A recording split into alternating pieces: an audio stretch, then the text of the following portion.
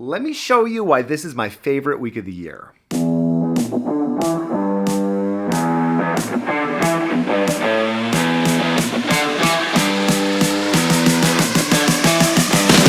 What's going on? It's Jason Heath, and I'd always heard that there was something special about the bass scene in San Francisco.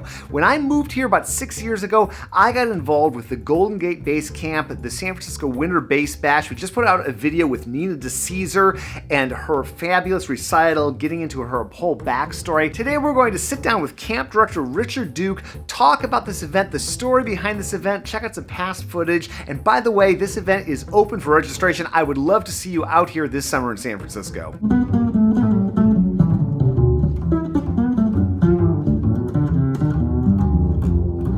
I think now is, this end result of a long process that started 25 plus years ago. So it really comes from Barry Green's initial efforts when he moved back to the Bay Area right about the time I was finishing school in Santa Cruz.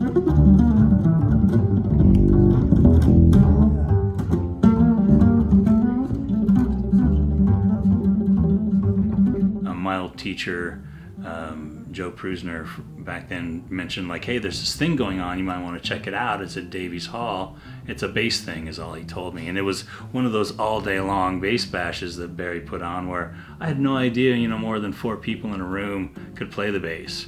And there was all of these professionals I ended up coming to work with over years, but playing bass ensembles and master classes.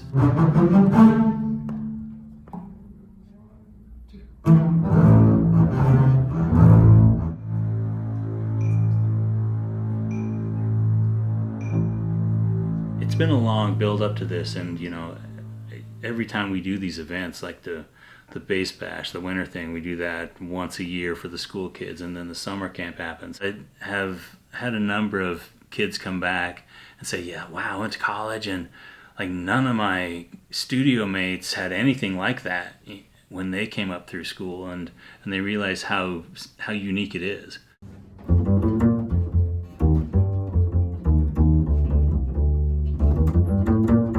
San Francisco is a big city, and there are so many artists here, like there are in bigger towns across the country. And so that was probably one of the biggest points I thought I wanted to feature, is if it's going to be this, this bass camp in San Francisco, well, there's so many awesome players here that I just wanted them to be part of it.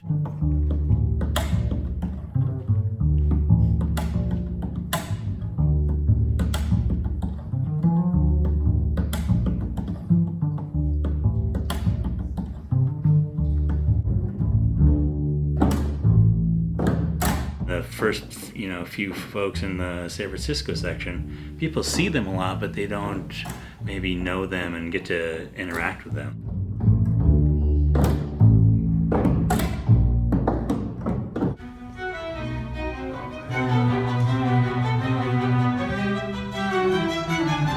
We would work on a set of orchestra rep and then bring a string quartet or quintet in to play along with the bassists. And it's surprising how much like the full symphony it sounds like when you get 5 people playing Mozart 35. It sounds like, the Mozart Symphony. We're just missing a wind line here or there.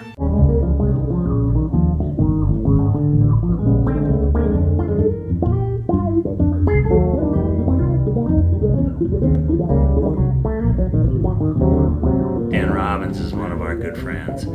He has this amazing sense of how to work his gear and to make this piece of music right in front of you with some loops and some harmony and some accompaniment and then playing solos over the top of it. It's all the same sort of expertise. You play it in tune and in time, and you build on your knowledge, and after a while, you know how to make a piece of music.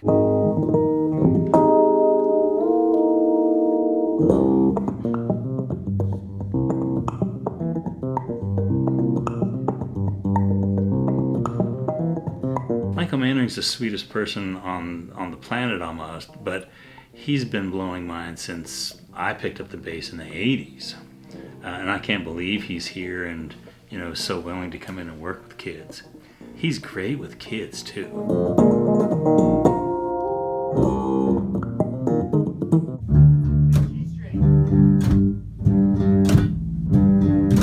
there's usually, you know, some classes that are more geared towards beginners. At the same time, there's something for more like intermediate or advanced kids, and people sort themselves out really, really well. I'm Jason. I've been playing bass for about 5 years. Wow. I'm Sam. I've been playing bass for 2.5 years. I'm Waylon. I've been playing bass for 3 years. I'm Alyssa, and I've been playing bass for 1 year. I'm Cole, and I've been playing bass for 3 years. I'm Anton. I've been playing bass for 2 years. I am Dennis, and I play bass for 1 year.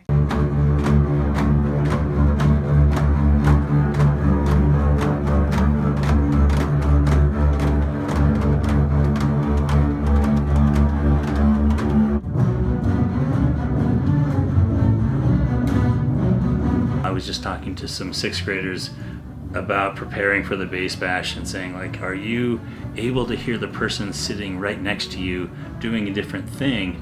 And many times their answer is no. I'm so occupied with what I'm doing, I can't. And then when we just direct a little bit of their brain's attention to that person next to them, they can then hear 2 things happening at once. On the arpeggio, let's see if we can do all 2 octaves. 1 bow.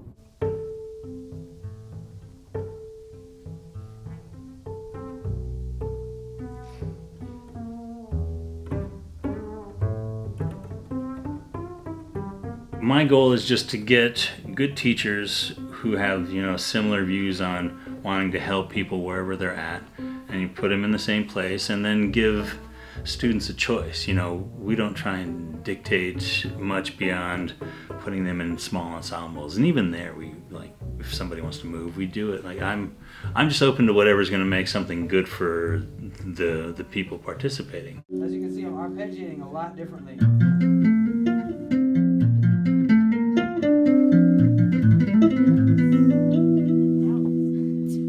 I love having the electric players in the big bass ensemble because I don't want anybody to feel like they can't participate in, you know, a bigger group thing because they don't read music or don't play with a bow or something. You know, there's still a way to get everybody going in that. And occasionally, the electric bassist on a certain part in a big like ensemble of 30 bass players kind of cleans things up down there.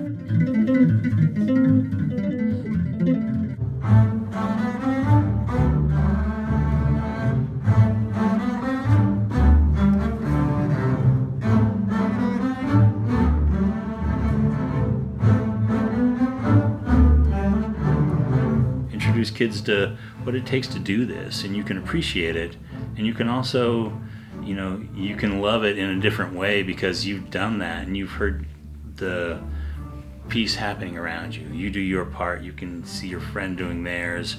It's kind of an enriching architecture to be in the middle of and see how it operates. Not everybody needs to go into music as a profession, but being a supporter of music and the arts is kind of the overarching goal of this.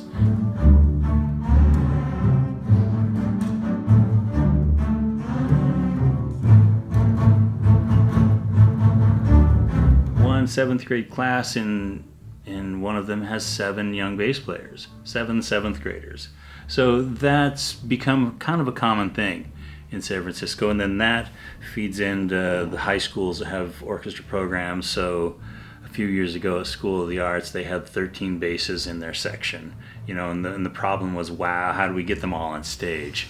You know, do we have enough instruments? And, you know, they didn't have enough instruments, so kids would bring their home instruments for the concert. And that's this wonderful problem to have compared to orchestras who have 1 or 2 people in the back struggling to make enough sound.